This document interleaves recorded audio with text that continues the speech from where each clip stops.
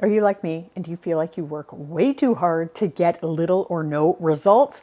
Whether it is working on my business, decluttering my house so I'm in a supportive environment where I can work, or working my job, sometimes I feel like there's not enough time. And how can I possibly try any harder? Quite often, you can't try any harder. Take me, for example. When I was trying to fit in my nursing job, cleaning my house, and starting my home business, I could literally not find any spare time. I felt tired, like I was doing a terrible job everywhere, and like I was a bad mom and wife because I felt like I had no time for my family. I was dropping balls left and right.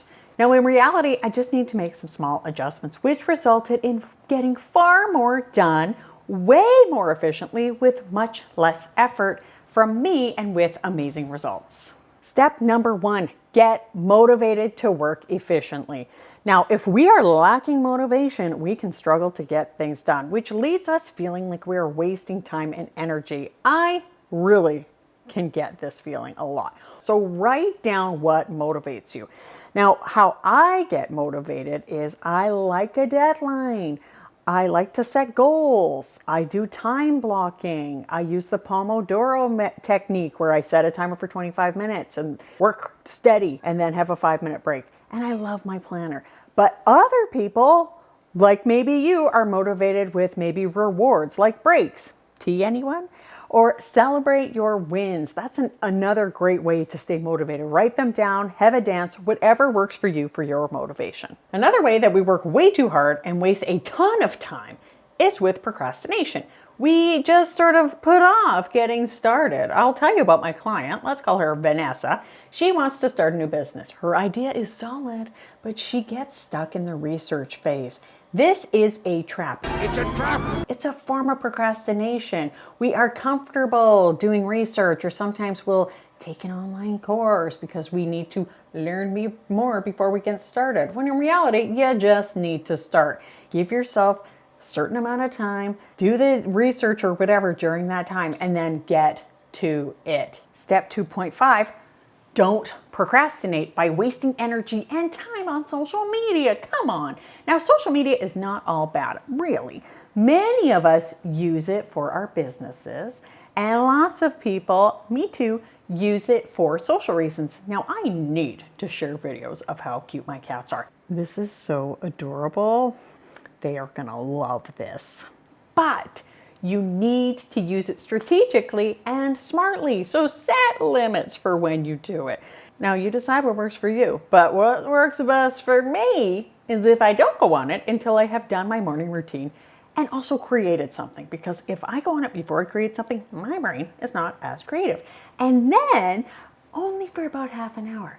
And then I might go on it at the end of the day, but that's in a good day, because not all days are good days. Some days I'm not perfect, but that's okay. Step 3, don't be a perfectionist. Perfectionism is a form of procrastination and a massive waste of time. One of the worst, because you get stuck putting things off and not even getting started. And you're working way too hard in the process. I did not even realize I was a perfectionist. I thought that meant if I wanted straight A's in high school, I was a perfectionist. But no, perfectionists want everything to be perfect before they start something. Don't be like that. Just set a timer, say good enough is good enough, and then move on.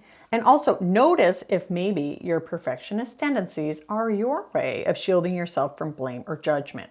Don't take it from me, that's Brene Brown talking. Now tell me, are you a perfectionist?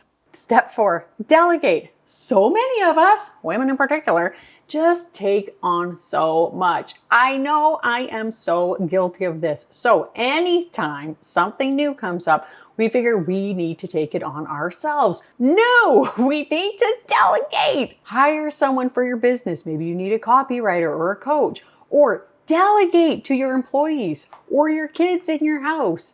Nurses, we delegate all the time, and it's a part of prioritizing. It needs to be done.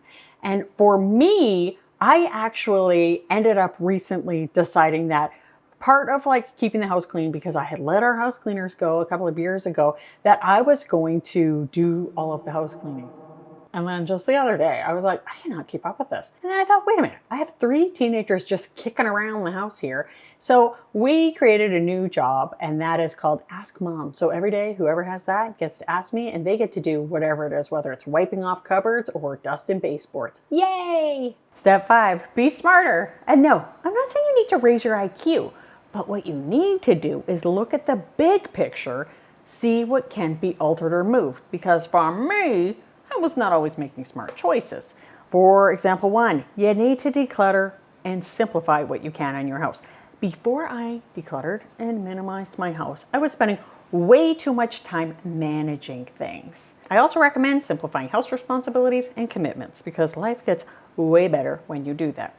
The second thing is to remove anything if you're going to take something else on. Here's a funny story. I would really love some chickens and ducks. So I want my husband to want chickens and ducks because I want him to take care of them because I don't have any more bandwidth in my life, and he has a little bit of room in his, but he doesn't want chickens and ducks. So I guess we're not getting chickens and ducks because I'm not taking them on because I don't have the bandwidth and he just doesn't want them. Oh well. And always mind your energy. Quite often we have low energy, which really affects our productivity. I really was struggling with energy and it really was bothering me. I felt like I was working way too hard for the results and I was dragging myself around. But I figured out some techniques to really improve my energy, and I bet they will improve yours. So check out this video with 7 easy tips for more energy. Thanks for watching. Bye.